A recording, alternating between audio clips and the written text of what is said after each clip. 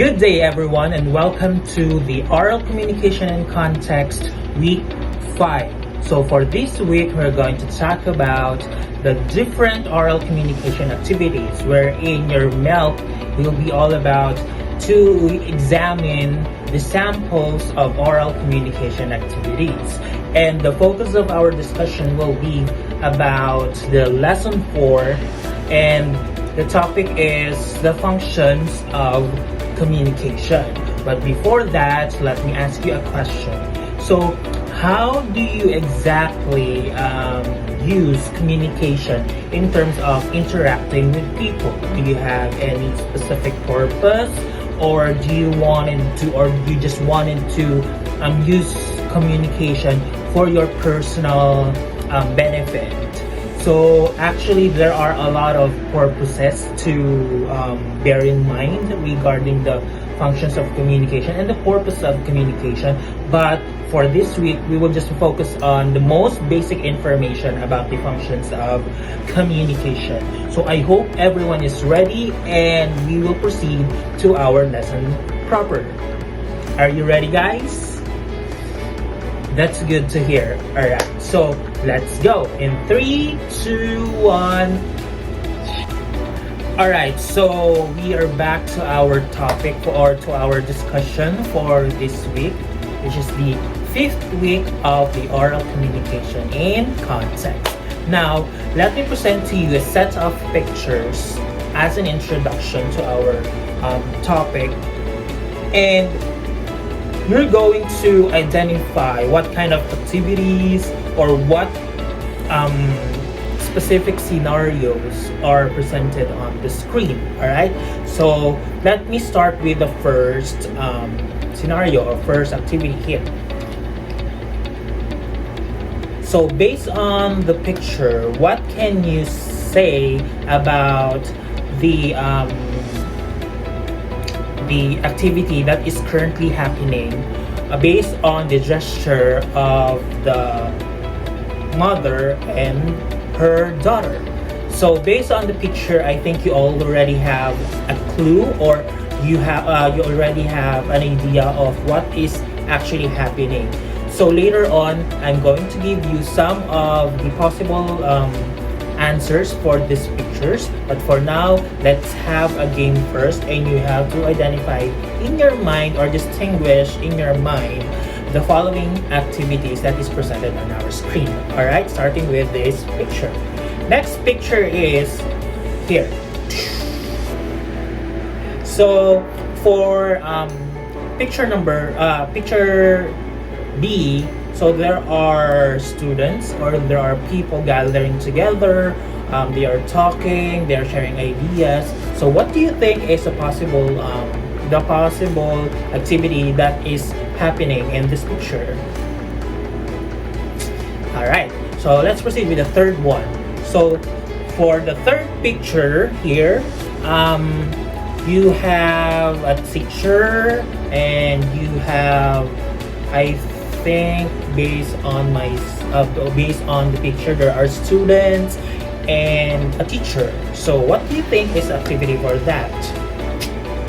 Next, for picture number 4, or letter D, there is a mother, or there is a woman, and there is a child, or I think a daughter, crying in her chest or in her side. So what do you think is the specific activity that is happening on this picture? And for our last picture, we have, I think, one person at the center, and he is talking in front of an audience, or in front of a lot of people. So what do you think is the activity that is happening in this picture? Alright, so to answer your questions, there are actually 5 scenarios, right? So 5 activities. So the first one is to control and regulate communication. To control and regulate the communication situation. So mean to say, communication functions to regulate and control the behavior of a person to a group, or a group of people. What do you mean by that? Meaning to say, you are using communication to control or regulate the process of communication. You are giving commands, I think. You are giving you are controlling the process of communication. So what do you mean by that in Filipino? Meron kang kapangyarihan na kontrolin or limitahan ang communication, okay? So you have the power, you are taking the turn to speak, you are giving the right or the power to speak in front of an audience, let me say, or in front of your friends or someone you are talking to. Number 2, social interactions. Why do you think that communication is very important in a social interaction? It is because we are socializing with other people. We are giving relationships, not actually giving, but imparting or connecting relationship with other people. That is why we have to socially interact with other communicators, or let me say interlocutors, right? So that is an example of why communication is very important in social interaction. Number 3, motivation.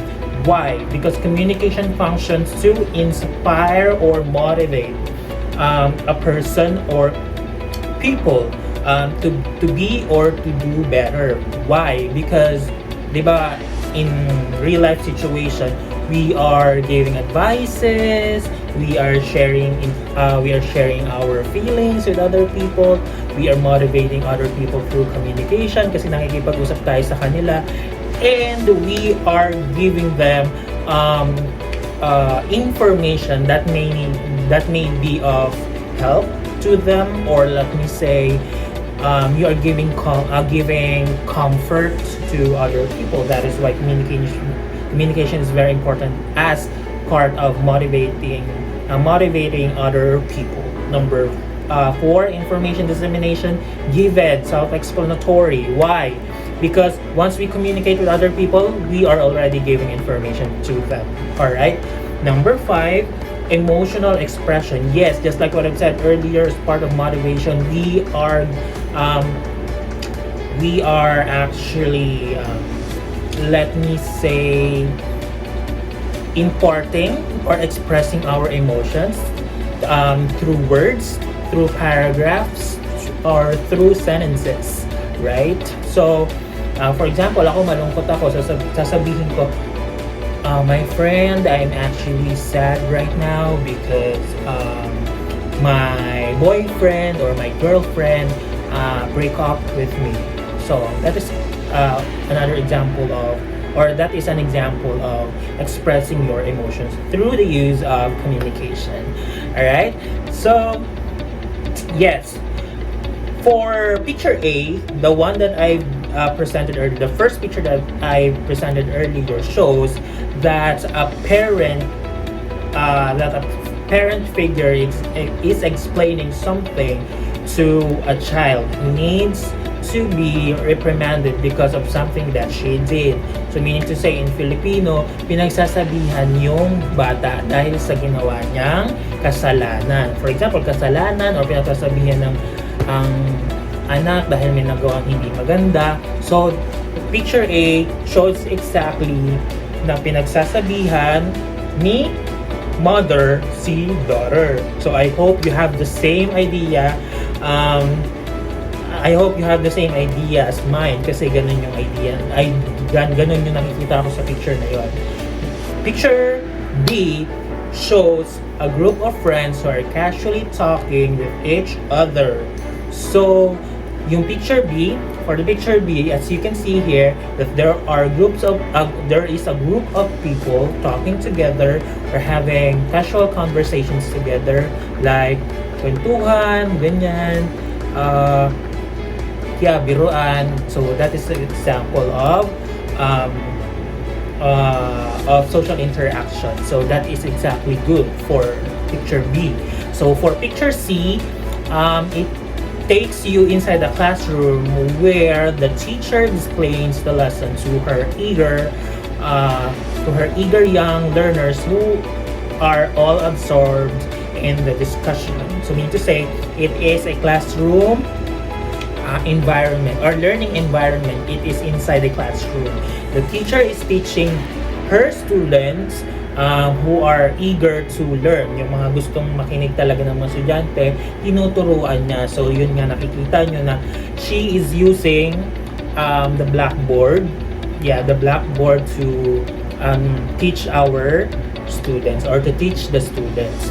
So picture D here shows an image of a mother who is trying to console her child who might have shared her problems. Meaning to say, nakita nyo na there is a child crying in her chest or beside her, and the woman is actually hugging the child. So meaning to say, may pinagdadaanan si bata, kaya ganon ang scenario.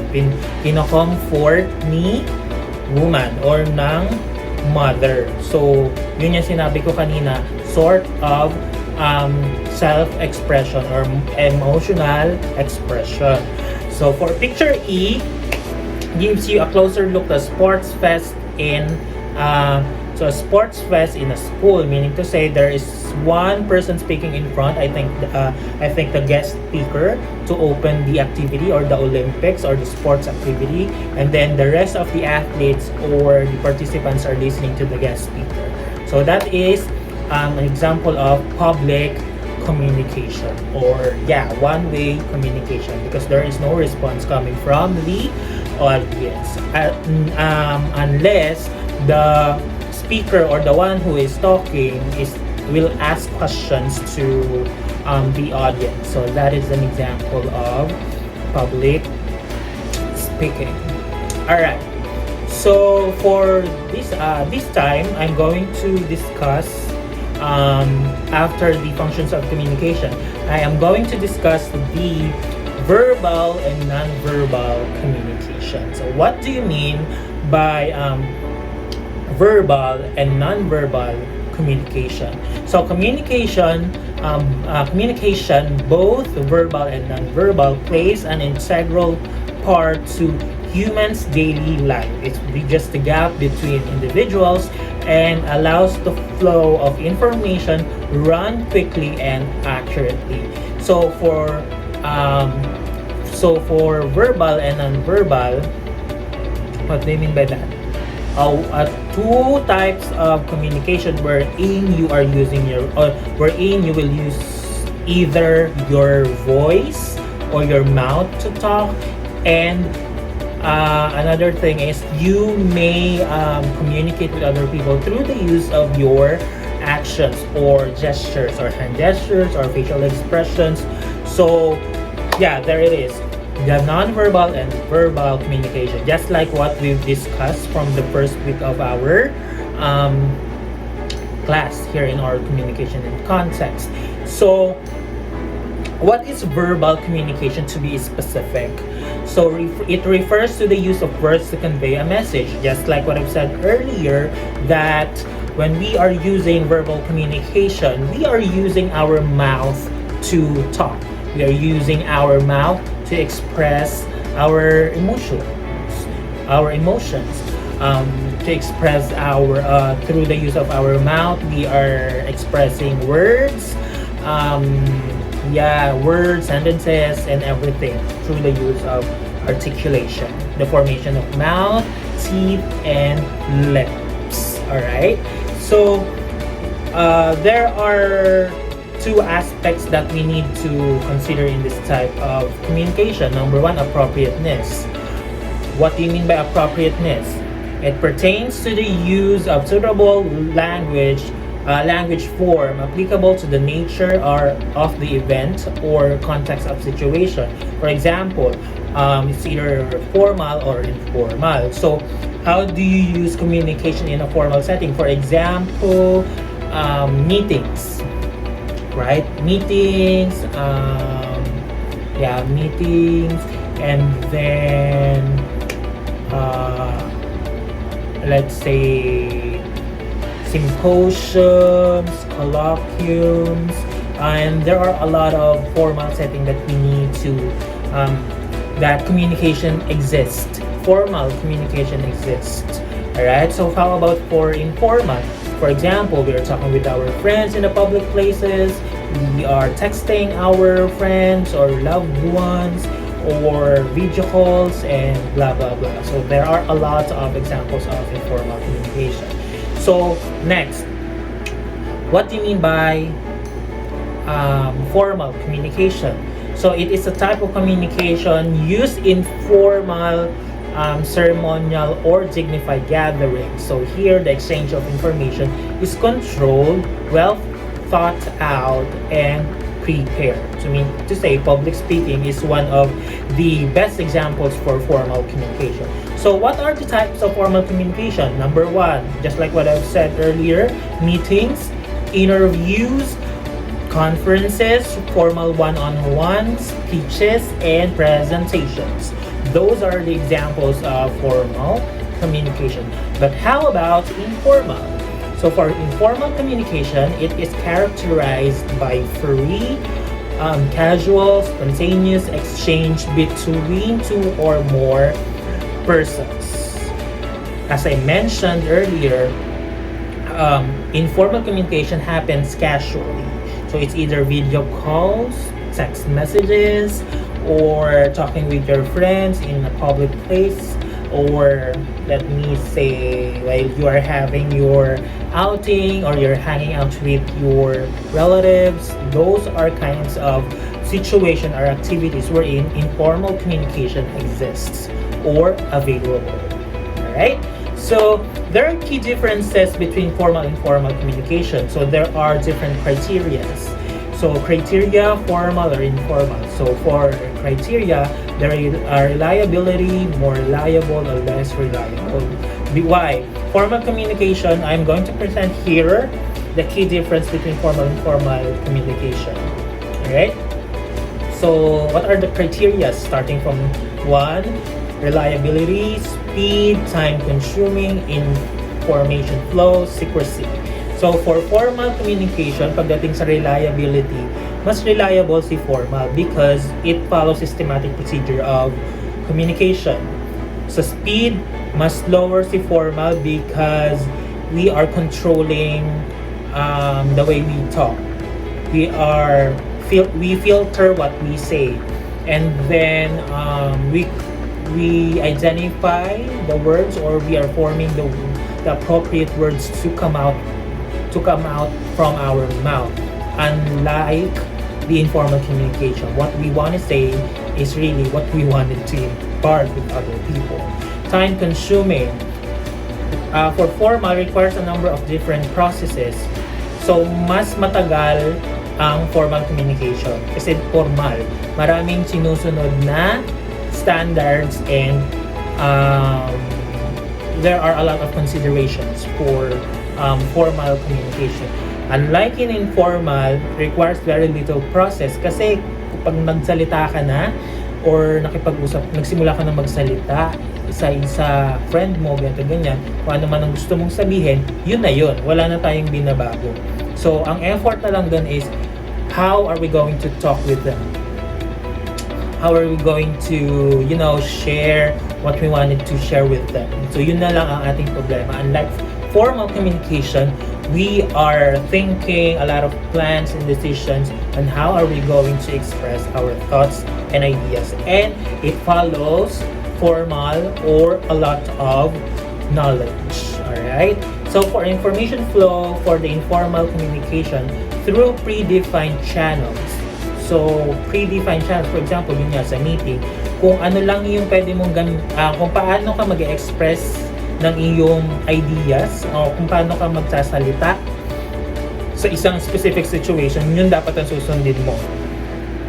Alright? If you started a formal conversation or communication in a meeting, then from the start until the end of the meeting, you have to use formal way of communicating with your audience or the person you are talking to. Alright? So, for informal communication, moves freely. Okay lang kahit ano, kung magbiro ka pa dyan, kung if you wanted to do jokes, or you wanted to transition to more formal than more informal than the less formal. So, pwede. Kung ano ang gusto mo, pwede mong sundin yon. Pwede mong gawin. Kasi wala namang magbabawal sa'yo. You are free to do what kind of informal communication you want to do. Alright? For the secrecy, for the formal communication, mas na-maintain ang secrecy, unlike kay informal communication. So, aside from the appropriateness, actually there are 5 aspects that we need to consider. 5, I think. Yeah, 5. There are 5. Starting from appropriateness. So for brevity, speakers frequently opt to use simple and precise words in delivering their message. This is brevity. It can be achieved by using more direct and clear words and avoiding beating around the bush. So being straightforward. I mean to say, when you are communicating, you may actually practice being straightforward. Do not go around the bush. Do not use flowery words anymore. Just be straight to the point. Alright? Number 3, clarity. Clarity refers to using simple yet exact words that directly expresses your thoughts and emotions. So, meaning to say, clarity is all about choice of words. Alright? Gamitin mo ang tamang salita para mas maintindihan ng nakikinig sa'yo kung ano ba talaga yung gusto mong sabihin. For example, in English, if we are going to talk to our friends using unfamiliar words, do you think they will easily comprehend what you really wanted to tell them? Are they required to bring dictionary for them to understand what you say because of your words that are not familiar and you are using terminologies that are hard to understand? So no, we have to practice clarity when we are communicating with them. Choose the right or the exact word that you're going to use to express your idea. Number 4, ethics. Ethics pertains to moral standards that need to be considered when delivering a message. So the audience background, such as their age, gender, race, social status, and personal conviction shall be given due importance for speaking purposes. When we say ethics, ito yung kumbaga professionalism. In Filipino, for example, kung ako ay isang tagapagsalita or if I am a public speaker, then I am facing 4 beneficiaries. Do you think I am required to speak in very formal or formal with highly technical vocabularies and structure of words and sentences when I talk? Syempre, hindi. So, ako yung mag-a-adjust sa audience ko para mas maintindihan nila ako. Alright? I don't have to maintain or I don't have to use my highly technical skills when it comes to communication or in speaking in front of them, because they actually require a more simple and clear information to be fed to them. Kasi kung sasalita ako ng sobrang technical na ng mga na paragraphs or words, or let's say mga sasabihin ko highly technical na, hindi nila ako maiintindihan. Hindi naman lahat, alright? Hindi naman lahat, but we have to adjust to the person we are talking to. Alright? We can be highly technical kung ang kausap natin ay mga nasa meetings, mga VIPs or very important persons, those who are high in ranks, or those who are those who has higher ranking status. Yun yung talagang kailangan mong magpa-impress, kailangan mong galingan. Pero kung mga mamamayang Pilipino lang din na namumuhay ng simple, why do we have to be so highly technical, right? So we have to adjust to the person we are talking to. Okay? I hope you get it. Number 5. Vividness refers to the words that make the conversation or exchange of information lively and vibrant. So the purpose of this aspect of communication is to simplify thoughts for the audience to easily grasp the message through the use of distinctive language. So it is actually connected with ethics. So mas simplihan lang natin para mas nakaka-relate din yung mga tao, because not all the time we have to be we have to be knowledgeable, because sometimes humor makes the conversation or communication lively. So para hindi ma-bored din yung ating mga audience or yung mga kausap natin, we have to, make use of the chance to make the communication or the conversation lively. Alright? So, mas masaya nga, sabi nga nila, mas masaya ang usapan na mas tumatagal, mas naiintindihan. It is more clear and concise. That is the most important thing that we have to bear in mind. When we are speaking, make sure that we are, we are giving them the chance to talk din, and then we are giving them the chance to appreciate us and connect with us. Alright? So I hope you're getting my point.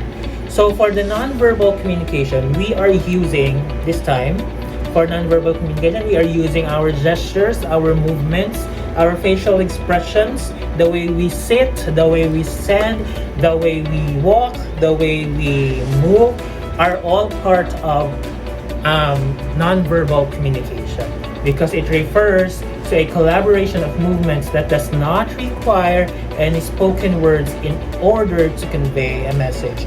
Movement ay sapat na. Yung kilos natin ay sapat na. What are the examples? For example, I waved my hand at you. What do you mean by this? It's either I'm saying hi, it's either I'm giving you a clue or a hint that kinakamusta kita. Right? So, hi, kumusta ka na? Instead of saying, hi, kumusta ka na? If I'm away or far away, galing sa'yo, kung ikaw ay nandun pa sa kabilang kanto at ako ay nasa kabilang kanto, why do I have to speak like, hoy, kamusta ka na? No, it's not like that. But instead, you may use your hand and wave it like this one. And this expresses, kumusta ka na? How are you? Or let me say simple hi, hello. Alright? What else? When I do this, what do you mean by this? Thumbs up. It means okay or alright. It doesn't necessarily for me to talk like, okay, alright. Kung layo ko sa'yo, right? So, kailangan ko pang sumigaw na, okay na, alright, sige, ganon. Instead, you may use this gesture and it implies, okay na, sige, or alright. What else? How about this? In Koreans, it means peace. And for us Filipinos, we are using the same gesture to express peace. Peace, peace, peace, peace be with you. So I don't know why they come up with two fingers to express peace, or to tell people peace be with you, or peace, peace. I don't know, but it actually expresses peace for people. Alright. So what are the bodily kinesthetics? Yun nga sabi ko, hand movement. If I am doing this, meaning I agree, right? So I movement, if I do this, meaning to say galit ako or maarte ako or whatsoever, na medyo let me say I disagree or I don't like, right? So facial expressions, if I do this, meaning to say I'm shocked, right? I'm in awe, or I cannot believe about something, right? Sitting, how I sit, if I sit like this, meaning to say I'm sitting formally. If I sit like this, I'm sitting informally. So it defines our personality, the way we sit. Standing, if I'm standing straight, meaning to say I am maintaining professionalism. Maybe yes or maybe no. If I am sitting or standing like nakaganito yung sa likod, tas nakatayo ako, meaning to say I'm just chilling out, I'm having a relaxation moment, or I'm waiting for someone. So yeah, walking, hand gestures, yun. Tulad yung sinabi ko kanina, please, this one, or this one, okay. And hand gestures like waving your hands, meaning to say you are saying hi or hello, and etc. Right? So what are the importance of nonverbal communication? Number one, makes the message more meaningful, expresses message without the use of words, makes audience more enthusiastic, defines the kind of speaker one is, makes one a dynamic speaker, and gives confidence to the speaker. So for functions of communications and what else? Yeah, the functions of communication and verbal and non-verbal communication.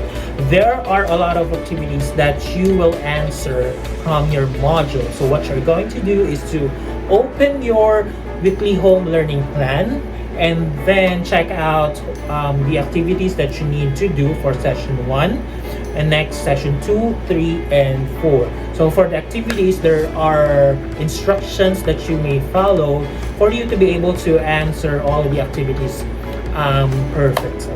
Alright? So if you have any questions, feel free to ask your teacher, because we are the ones to answer your queries, your questions regarding the activities. If there are something that is unclear to you, feel free to ask questions to us. Just make sure that you will contact us within the duration of office hours. So that is from 7 a.m. to 4:30 in the afternoon. Alright? So I hope you learned something from this discussion, and I hope that you are all ready for your activities, because there are, I think, one activity per day that you need to answer. And I know that from the discussion that we've done today, meaning you have a lot of learnings from the discussion we had, and then you will be able to answer all the activities that is included in your weekly home learning plan.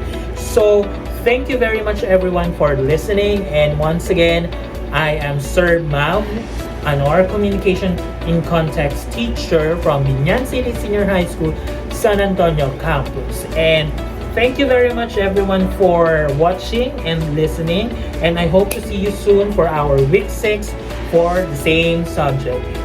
Goodbye and take care. Stay safe everyone and be healthy. Bye!